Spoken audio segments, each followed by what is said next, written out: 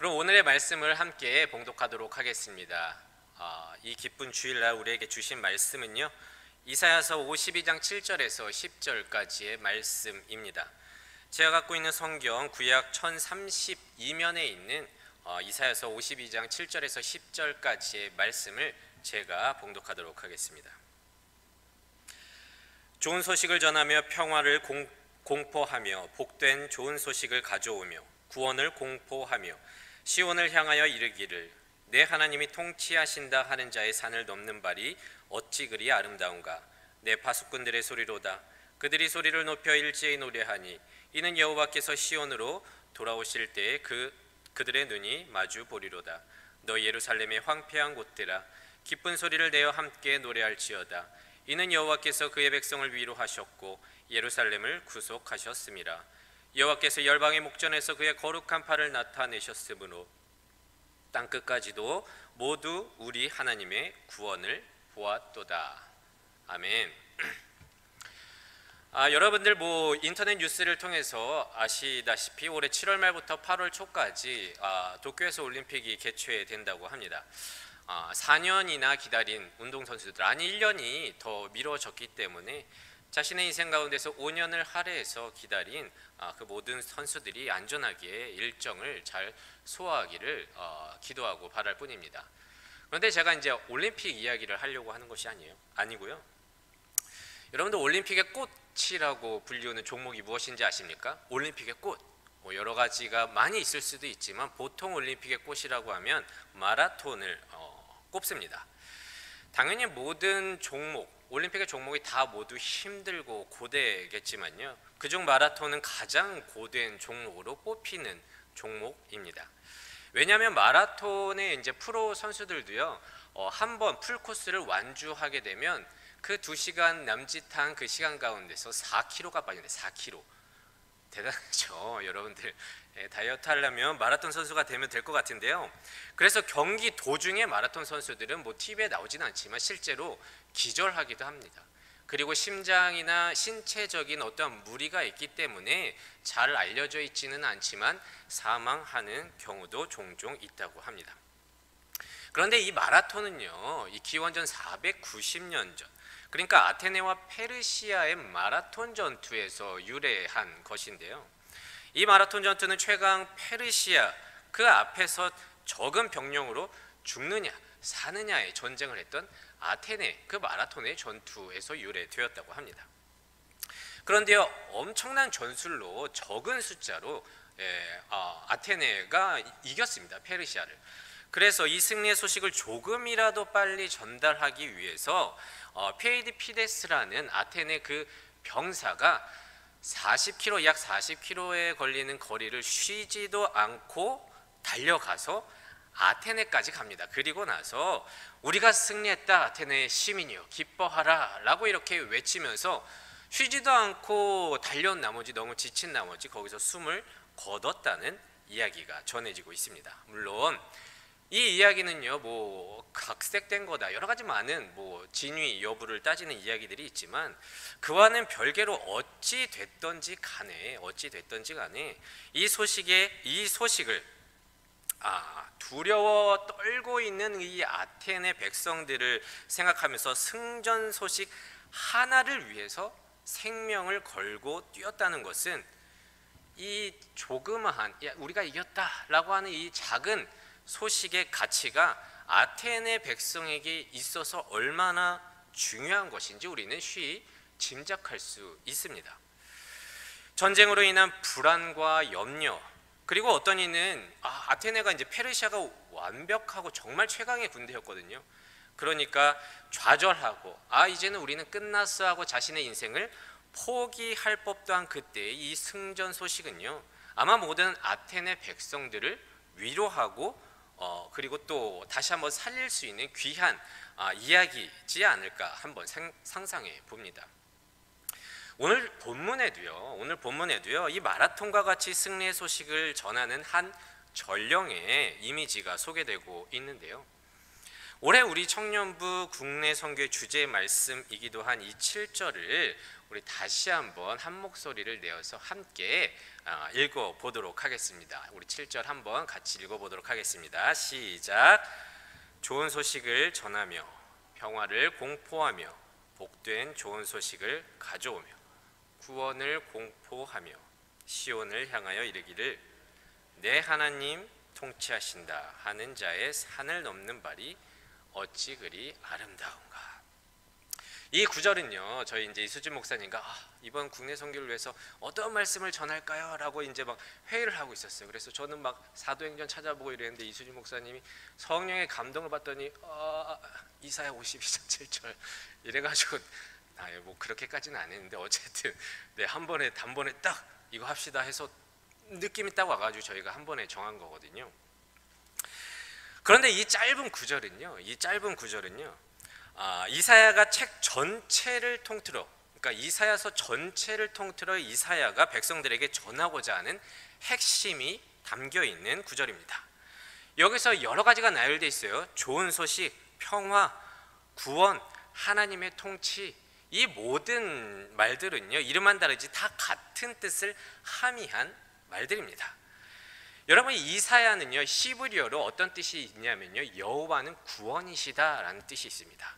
그러니까 이사야 성경의 전체의 주제이기도 한 이 구원을 지금 이사야는 말씀을 통해서 예언 선포하고 있는 것입니다. 여러분들 짧게 이사야에 대해서 잠깐 설명해 드리자면요, 이사야서는요, 이 성경의 축소판이라는 별명을 갖고 있습니다. 여러분, 성경이 66권 아니겠습니까? 구약 39권, 신약 27권입니다. 그런데 이사야서도요, 총 66장으로 이루어져 있습니다. 그리고 크게 두 부분으로 나눌 수 있는데요, 1장부터 39장, 그리고 40장부터 66장입니다. 전반부의 1장부터 39장은요, 이스라엘과 열방을 향한 하나님의 심판 메시지가 주를 이루고 있고요, 후반부의 40장 이후에는 앞으로 바벨론의 포로가 될 이스라엘을 향한 위로와 회복 메시지로 가득 차 있습니다. 그래서 이 후반기에 이 40장 이후에 이사야를 제5의 복음서다 이렇게 또 별명을 짓고 있습니다. 4복음서 다음에 나는 5복음서다. 왜냐하면 이 안에는 하나님께서 이스라엘을 향한 위로와 회복의 메시지로 가득 차 있기 때문입니다. 이사야는요, 자신이 활동하던 그 시대에 남유다에게, 그러니까 이제 하나님의 백성된 이 이스라엘에게 다른 나라와 우상을 의지하지 마라, 그들을 섬기지 마라 라고 하면서 하나님께 돌아올 것을 그 자리에서 너무나도 많이 외쳤던 사람입니다. 하지만 이스라엘은요, 돌이키지 않았고요, 그렇게 멸망을 하였고 바벨론의 포로가 됩니다. 그런 가운데 이사야는요, 자기 백성을 향한 이 하나님의 긍휼, 주의 구원의 손길을 환상을 통해서 보게 됩니다. 희망 없는 절망뿐이 포로된 자들에게 평화와 구원의 그 좋은 소식인 하나님의 통치가 임하게 되면서 해방과 자유가 임하는 제2의 출애굽, 이것을 보고 앞으로 포로될 이스라엘에게 낙심해 있을 그들을 향해서 위로와 회복의 예언을 선포하고 있는 것이 오늘의 내용입니다. 네. 그리고 이 위로와 회복의 메시지를요, 신약에 와서는, 그리고 현대에 이르러서는 무엇이라고 부르냐 하면 이것을 복음이라고 부르고 있습니다. 너희가 죄를 지어서 바벨론의 포로가 될지라도 난 너희를 잊지 않고 구원해 낼 것이다. 한마디로 말하면 후반부의 이사야가 그런 내용이라는 거예요. 그리고 이사야가 선포한 이 예언의 내용이 신약을 넘어서 지금까지 복음이라는 이름으로 전해지고 있다는 것입니다. 이사야는 지금 포로될 이스라엘 향해 말하고 예언하고 있지만 결국 이 말씀은 현재를 살아가는 팬데믹 속에 우리에게도 여전히 유효한 하나님의 위로의 말씀이 된다는 것입니다. 여러분, 지금의 상황이요, 소망이 없어 보이고 두렵고 염려 가운데 있지 않습니까?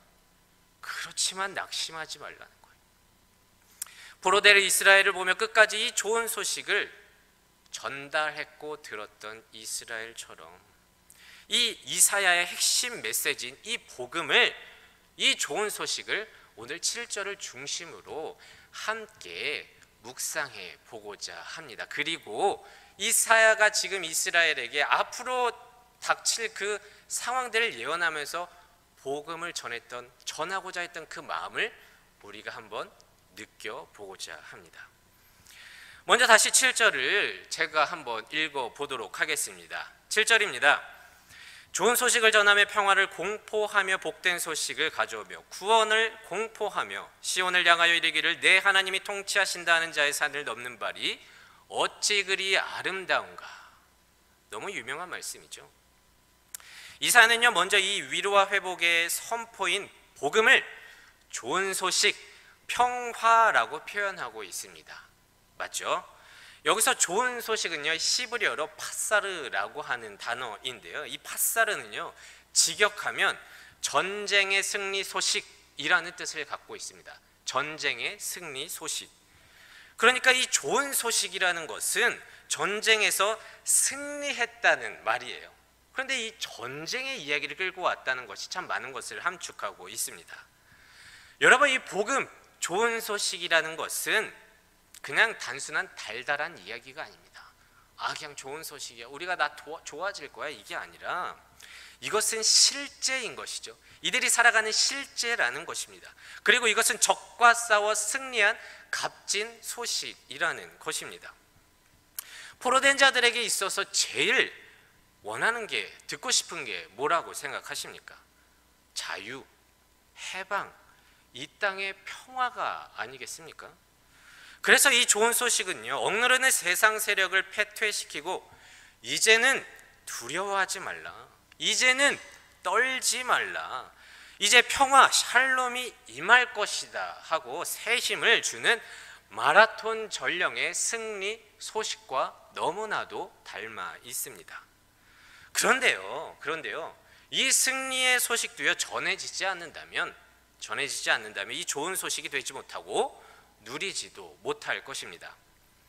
여러분, 오노다 시로라는 군인 이야기를 들어보신 적 있습니까? 여러 가지 많은 말씀이나 인터넷을 통해서 알고 계신 분들이 있을지도 모르겠는데요, 제2차 세계대전에 이제 태평양 전쟁의 그 막바지에 정보 장교였던 이 오노다 히로라는 군인이, 소위가 필리핀 루방섬에 보내진 이야기입니다. 그러니까 이제 미국의 그 공군 공력을 저지하기 위해서 활주로를 파괴해라, 이런 명령을 받고 이제 갔는데요, 이 오노다가 이제 떠나기 전에 상사가 이렇게 말합니다. 절대로 항복하지 말아라. 절대로 항복하지 마라. 몇 년이 되건 버텨라. 우리가 무조건 너희를 다시 찾아올 것이다. 그래서요, 이제 그 군국 시대의 그 일본군 너무나도 엄청나지 않습니까? 그 상사와 그 부하의 관계가. 그래서 결국엔 이제 오노다가 갔어요. 그런데 미국의 그 화력이 생각보다 너무 강했다는 것이죠. 그래가지고 그 전쟁에서 일본군이 패배하게 됩니다. 그래서 이제 투항하던 많은 일본군들이 항복을 했지만요, 그 오노다만이 그 명령에 충성해서 정글에 홀로 남게 됩니다. 그래서 어떻게 됐든지 간에 이 명령을 수행하고자 투항하게 됩니다. 그런데 그렇게 전쟁이 끝났습니다. 그런데 그것을 끝난지도 모른 채 오노다는 그 필리핀 정글에서 29년을 혼자 생존하게 됩니다. 29일이 아닙니다. 29개월도 아니고 29년입니다. 그렇게 훗날 이제 일본의 한 탐험가에 의해서 이제 발견이 되고요. 전쟁은 끝났습니다. 그러니까 이제 돌아오셔야 됩니다. 그런데도 안 돌아오니까 전국을 수소문해 가지고 오노다의 상사를 찾아내요. 그래서 이제 명령을 보냅니다. 이제 귀환해라 라는 명령서를 그에게 전달하니까 그제서야 30년 만에 자신의 고국으로 귀환했다는 실제 이야기입니다. 그런데 여러분, 이 오노다의 이야기를 듣고 어떤 생각이 드십니까? 야, 진짜 군인으로서 정말 대단하다. 어떻게 그 한마디의 명령 때문에 29년을 살아갈 수 있을까? 그래서 실제로는요, 일본에서 이 오노다를요 70년대에 영웅 취급을 했습니다. 하지만 저는 아무리 생각해도 이 오노다가 참 불쌍하고 안타깝다는 생각이 듭니다.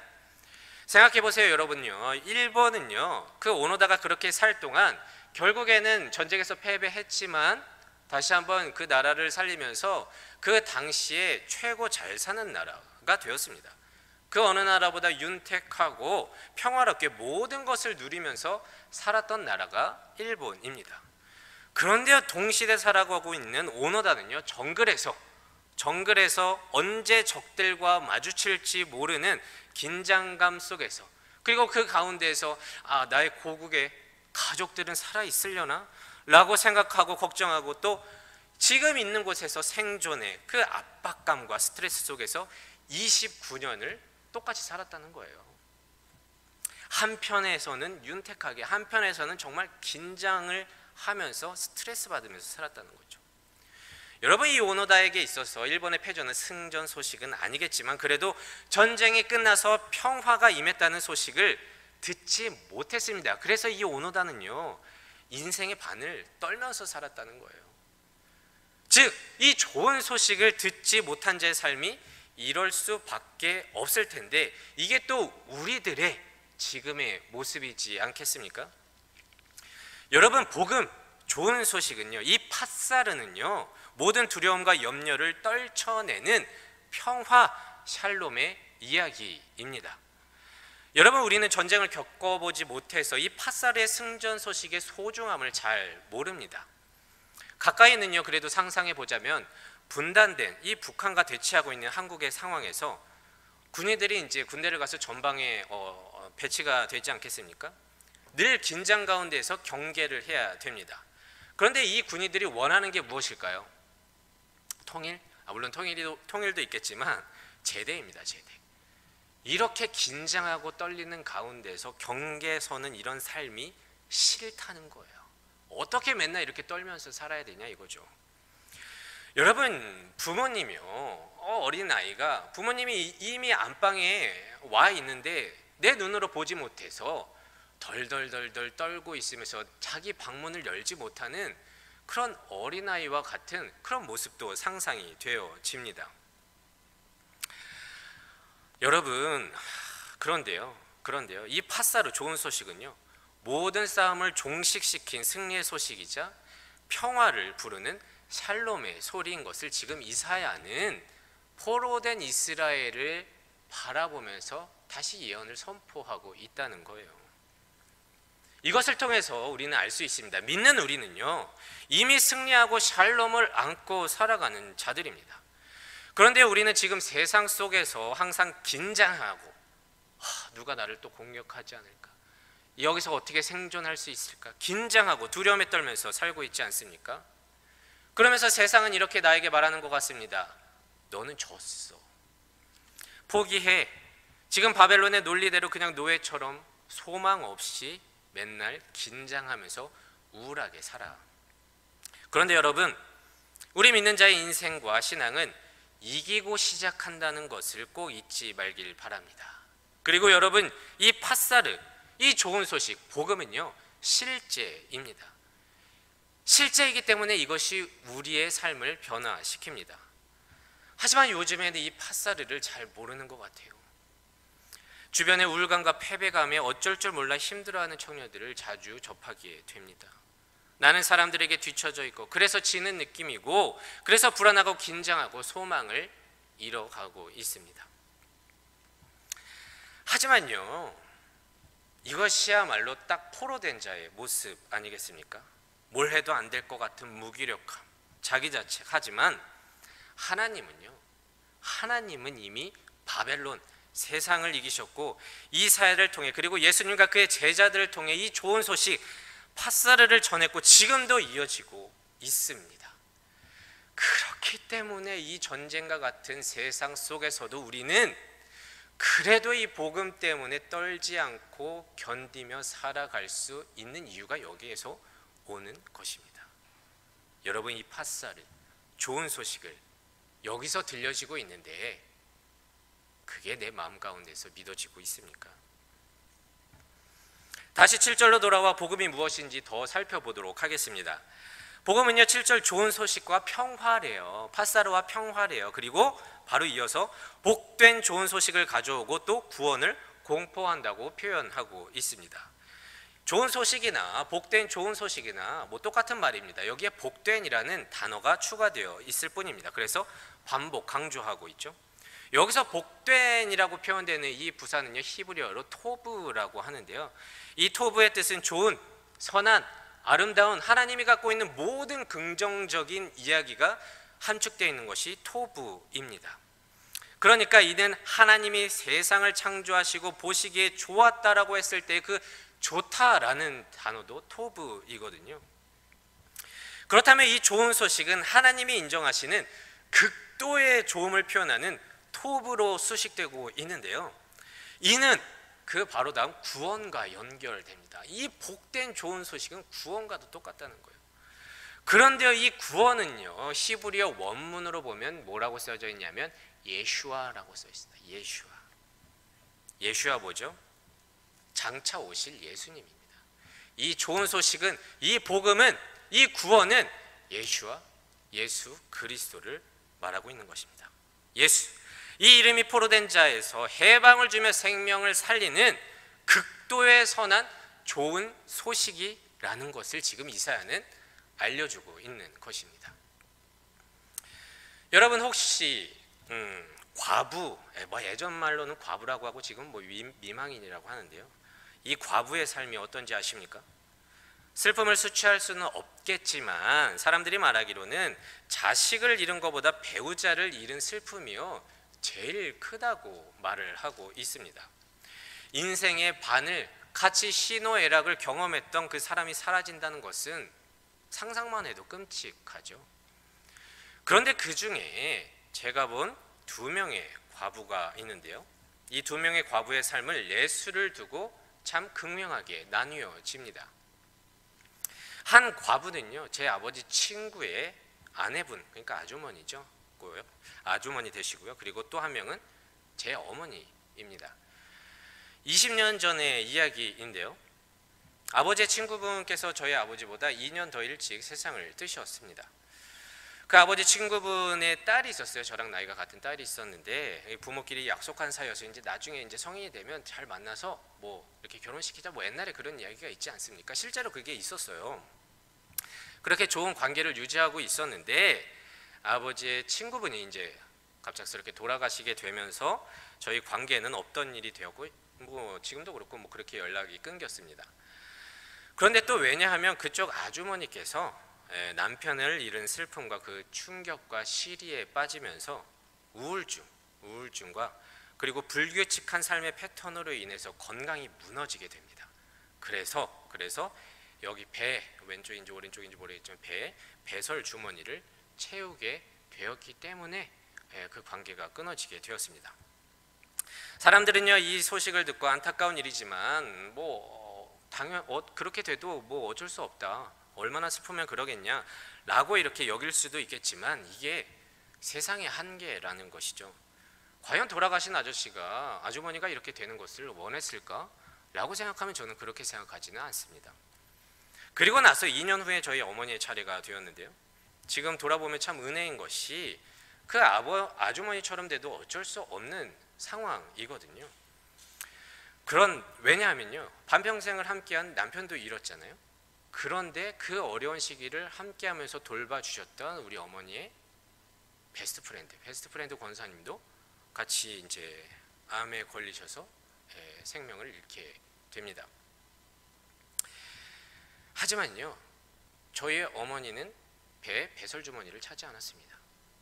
왜냐하면 저희 어머니는 복된 좋은 소식이 구원, 예슈와 예수를 알고 있었기 때문입니다. 여러분, 이 복음은요 실제입니다. 이 복된 소식, 이 토부한 이 생명을 살리는 복음은요 구원의 이야기입니다. 좋은 소식은요 모든 것을 포기하고 다 내려놓고 싶을 때에도 사람을 살립니다. 죽음에서 살아난 것도 구원이지만 절망에서 일어나서 꿋꿋이 다시 한번 전진을 해 나가는 것도 구원입니다. 그리고 이렇게 구원을 얻은 사람은 제 어머니뿐 아니라 성경 곳곳에서도 수많은 인물들로 기록되어 있습니다. 요한복음 5장에 베데스에 38년 된 병자는 어떻습니까? 38년 아무런 소망이 없습니다. 그런데 예수님이 찾아와서 일어나 걸으라, 이 복음의 말씀 하나로 그 자리를 들고 일어났습니다. 아니, 죽었던 나사로의 이야기는 어떻습니까?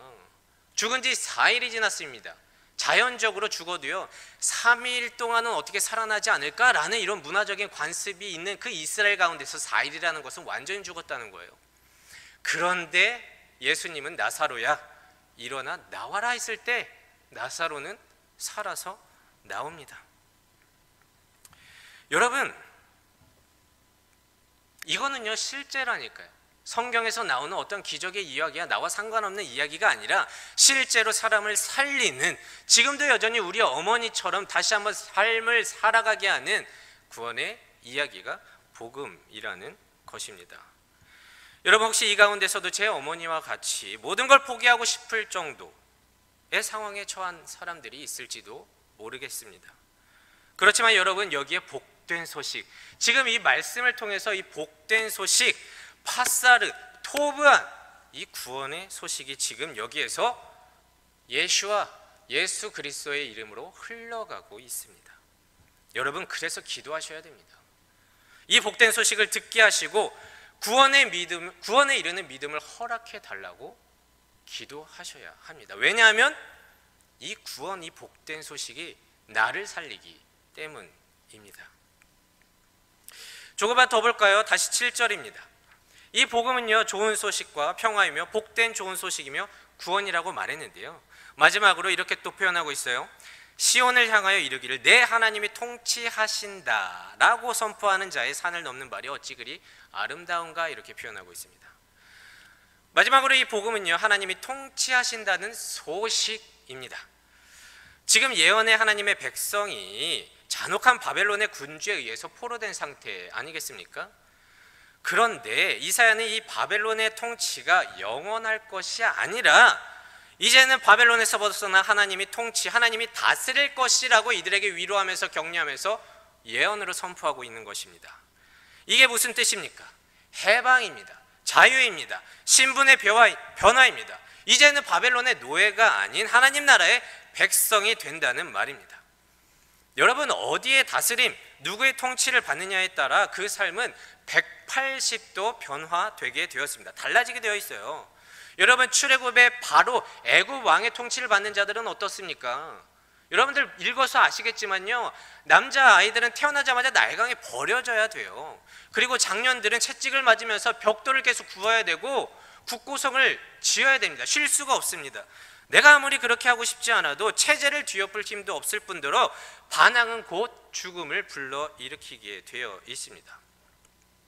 제가요 이전에 일본에 살았을 때 이야기인데요, 제가 이제 친구 차를 빌려서 운전을 해서 제가 사는 이제 아파트에다가 이제 그 주차를 해놨어요. 그런데 경찰이 들이닥쳤습니다. 왜냐하면 거주민이라도 이 주차장을 등록해서 돈을 내고 있어야 된다는 거예요. 뭐 지금은 뭐 한국에서도 그렇게 하고 있지만 일본은 옛날부터 아파트랑 이 주차장은 별개거든요. 그래서 이 주차장은 또 개인 소유의 땅이어서 따로 운영하는 개인이 있는 거예요. 그래서 그 사람이 이제 아파트를 맨날 이제 하루에 뭐 2번씩 돌아다니면서 등록되지 않은 차를 잡아내는데 이제 제가 걸린 거죠. 그래서 경찰이 와가지고 이거 범죄다, 남의 땅에서 이렇게 몰래 공짜로 했으니 잡아가야 된다 라고 해서 갑자기 일본어를 잘 못하는 척하면서 한국은 안 그런데 저 몰랐어요 라고 해서 겨우 풀려나게 되었던 그런 사건이 있었습니다. 여러분, 또 일본은 가깝지만요, 스쿠터를 타고 다닐 때 우리는요 지금 뭐 보면 뭐 역주행하는 스쿠터도 있지만 일본은요 무조건 끝 차선으로 달려야 돼요. 1차선으로 달리면 바로 경찰에게 잡힙니다. 그리고 그 스쿠터는요 바로 또 우회전을 할 수 없어요. 이렇게 이중회전이라고 해가지고 그렇게 갈 수밖에 없고요. 또 자전거는요 2명이 탈 수 없습니다. 그럼 법에 걸려요. 그래서 그 법적 조치가 이루어지는데 어쨌든 일본에 살고 그런 통치 아래 있으면 이것을 지키고 싶지 않아도 따라야 된다는 거예요. 그렇게 어디에 통치 아래 있느냐에 따라 그렇게 따라갈 수밖에 없는 게 우리의 인생 아니겠습니까? 그렇다면 하나님의 통치를 받는 그런 곳은 어떠한 곳일까요? 뭐 직감적으로 생각하면 그렇게 어렵지 않습니다. 무한 경제의 약육 강식의 세계일까요? 아니면 능력에 따라 쓰임 받는 곳이 하나님의 통치의 나라일까요? 돈과 명예가 있는 자들만 우대하는 곳이 하나님의 통치가 이루어지는 것일까요? 아니겠죠. 하나님의 통치가 이루어지는 곳은요, 사랑과 은혜가, 자비가 넘치는 곳입니다. 긍휼이 있고 용서가 있고, 때로는 세상의 시선으로는 이해가 되지 않는 일들이 가능한 곳이 하나님의 통치가 흐르는 곳입니다. 제가 10년 전에 이제 제 지인을 통해서 알게 된 어느 한 청년의 이야기인데요. 그 교회에 다니던 청년의 이야기인데요. 잠시 여러분들에게 그 영상을 한번 잠깐 보여드리도록 하겠습니다. 뭐 미디어를 통해서 알고 계신 분들이 있을지도 모르겠지만 한번 잠깐 틀어주시겠어요?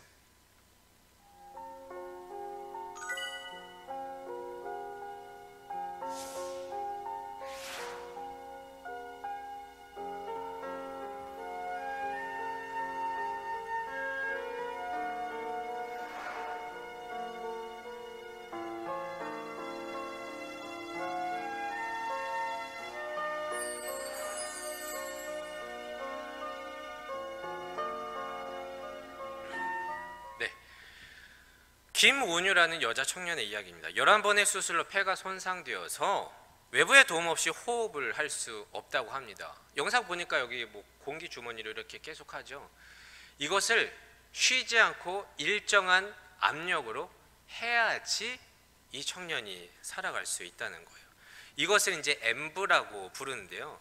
그런데 이 청년이 혼자 계속 할 수는 없잖아요. 지치니까. 그리고 잘 때는 어떡합니까? 그래서 그 청년이 다니는 교회에서 이제 자원봉사자, 엠브 봉사자들을 모집하게 됩니다. 그런데 어떤 일이 일어난지 아십니까? 시간별로 이렇게 봉사자를 모집했는데요. 아침부터 밤까지 24시간 해야 돼요. 1년치 스케줄이 다 차게 됩니다. 시간마다 엠브를 눌러주면서 말동무를 해야 되고, 특히 저녁 봉사조는 이 온유 청년이 잘 때 계속 눌러줘야 합니다. 그런데 이 무한 경쟁의 시대 속에서 말도 안 되는 사건이 일어난 것이죠. 여러분, 바벨론, 애굽, 로마의 통치, 이 세상의 통치 하에 있다면 이게 가능한 일일까요? 아니에요. 세상은요, 지금 무한 경쟁, 각자 도생, 나만 잘 살아도 아쉬운 곳에서 나의 걸음을 늦추는 것은 패스하게 되어 있습니다. 여러분 상상해 보세요. 일제강점기 때 왜 변절자들이 많은지 아십니까? 나만 잘 살려고 했던 거예요. 나만 잘 살려고. 그렇게 그 가운데서는 서로 싸우고 속이고 배신하는 분위기가 강점기 시대였다는 것입니다. 바벨론과 세상 통치도 그렇습니다. 내가 손해보면 안 되죠. 옆에 있는 친구라도 내가 손해를 입혀야 내가 잘 살 수 있는 것이 이 바벨론의 통치 방식입니다. 하지만 하나님이 통치하는 세상은 그렇지 않습니다. 그것은요, 세상이 이해할 수 없는 하나님의 마음이 꽉 찬 곳이기 때문입니다.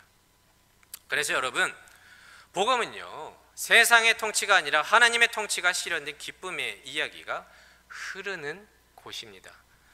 하나님의 통치가 이루어지는 곳에서는 나만 생각하고 내 것만은 꽉 쥐고 있는 것이 아니라 하나님의 마음을 갖고 내 옆을 보고 내 것을 나눠주면서 사랑하고 용서하고 헌신하는 그런 곳입니다. 모든 부족한 자들이 서로를 위로하며 격려하며 손잡고 세움받는 곳이 하나님의 통치가 흐른다는 거예요. 여기에는 속임이 없습니다. 여기에는 조롱이 없습니다. 여기에는 싸움과 왕따가 없습니다.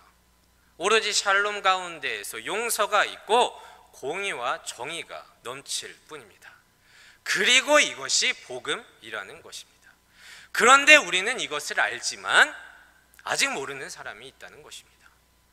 그래서 올해 태백 삼척의 아름다운 발이 되어서 이 복음을 전하고자 결단을 한 것입니다. 이 좋은 소식, 승전 소식만 있다면 더 이상 이 코로나 속에서 두려움 가운데 떨면서 지내지 않아도 될 것입니다. 이 구원, 예수와 이 예수만 알 수 있다면 모든 절망의 조건 가운데서도 우리 어머니처럼 꿋꿋이 일어나 전진할 수 있을 것입니다. 그리고 이 하나님의 통치를 알릴 수 있다면 이웃들로 인해서 포기하고 싶은 이 세상의 통치 가운데서도 소망을 품고 살아낼 수 있을 것입니다. 이사야는요, 이것을 알고 있었습니다. 이 좋은 소식을 모든 자가 누리도록 예언을 통해서 선포하고 그것을 우리는 들었고 이것을 사명을 갖고 우리는 지금 전하고자 한다는 것입니다. 그런데요, 이 복음에는요 딱 한 가지 전제 조건이 있습니다. 그것이 무엇이냐면 이 복음은 전하는 사람이 있어야 전달된다는 것입니다. 그렇게 전해주는 사람이 있어야 상대방이 들을 수 있고 상대방이 들을 수 있어야 믿을 수 있기 때문입니다. 이에 대해서 바울은요 로마서에 이런 유명한 말을 남겼어요. 로마서 10장 10절에는 이렇게 기록되어 있죠. 사람이 마음으로 믿어 의에 이르고 입으로 시인하여 구원에 이르느니라. 그런데요, 믿음은 들음에서 나며 들음은 그리스도의 말씀으로 말미암는다고 하는데 그 바울이 오늘 이사야 52장 7절을 가지고 로마서 10장에서 이렇게 인용하고 있습니다. 로마서 10장 14절과 15절입니다. 그런즉 그들이 믿지 아니하는 이를 어찌 부르리요?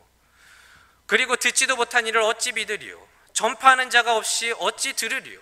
보내심을 받지 아니하였으면 어찌 전파하리요? 기록된 바 아름답도다.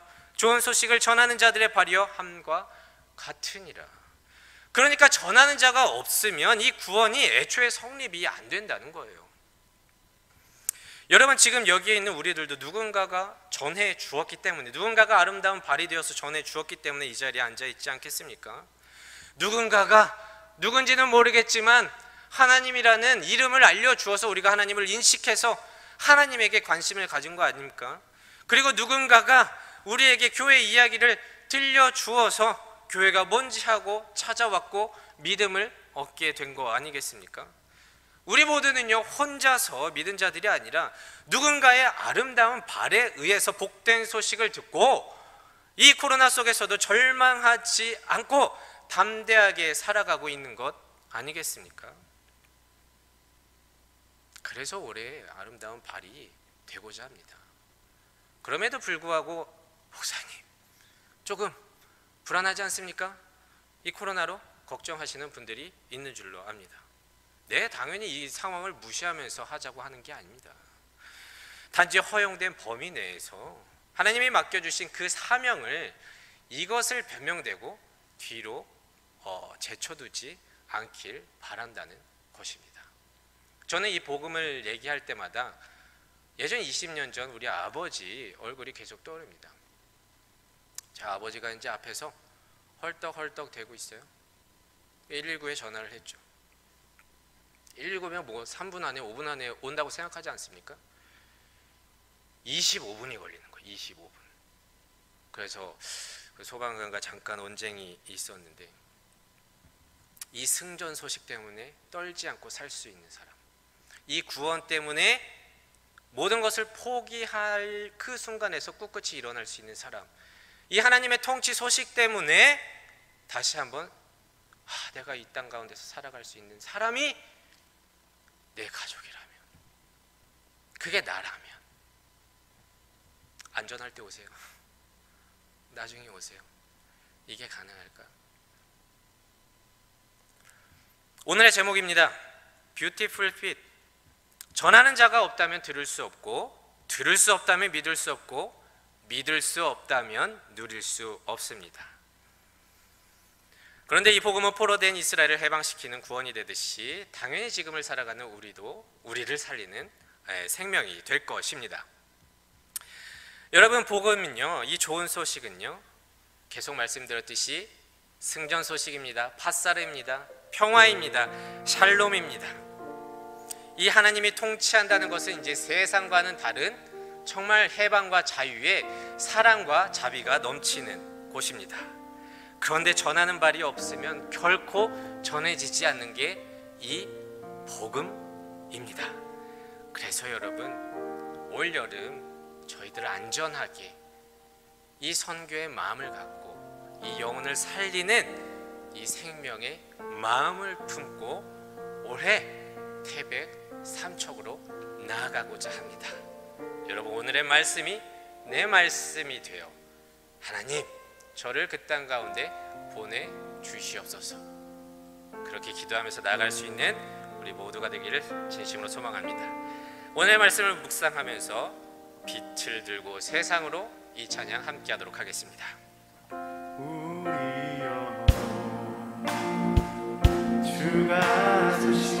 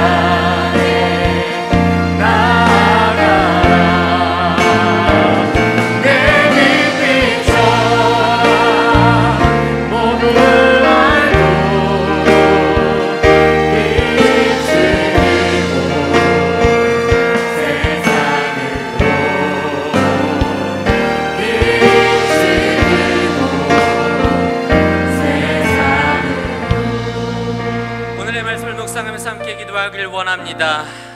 하나님, 이 좋은 소식 팥사르, 이 승전의 소식은 우리 삶에 적용되는 실제의 구원의 이야기입니다. 하나님, 이 승전 소식은 우리를 모든 어려움 가운데서 포기할 때 다시 한번 일어나게 하시는 예수 그리스도의 이야기입니다. 하나님이 통치하시는 이 소식을 듣고 저희들 아름다운 발이 되어서 저희들 강원도로 나아가고자 합니다. 하나님, 먼저 이 마음 가운데 오늘의 말씀이 내 말씀이 되게 하여 주시옵시고, 이 말씀을 통해서 선교의 마음이 회복되게 역사하여 주시옵소서. 그리하여 지금도 이 어둠 가운데서 덜덜덜 떨고 있는 아직 하나님을 모르는 자들에게 저희들이 찾아가 이제는 됐다고, 이제는 살 수 있다고 저희들이 전달하며 나아갈 수 있는 안양절개 모든 청년들이 될 수 있도록 인도하여 주시옵소서. 오늘의 말씀을 묵상하면서 함께 기도하겠습니다. 할렐루야. 하나님 아버지, 오늘의 말씀을 묵상합니다. 주여 아버지, 이 아름다운 말이 되어서 하나님의 소식을, 이 모든 이 승전 소식을 하나님 주님의 이름을 모르는 자들에게 전달합니다. 하나님 아버지, 이것은 실제 하나님의 책상에서 보여지는 기도의 말씀이 아니라 하나님 지금도 지금에서 일어나게 하는 지금에서 살리시는 하나님의 구원의 이야기입니다. 하나님 아버지, 모든 찬반 가운데서 일어날 수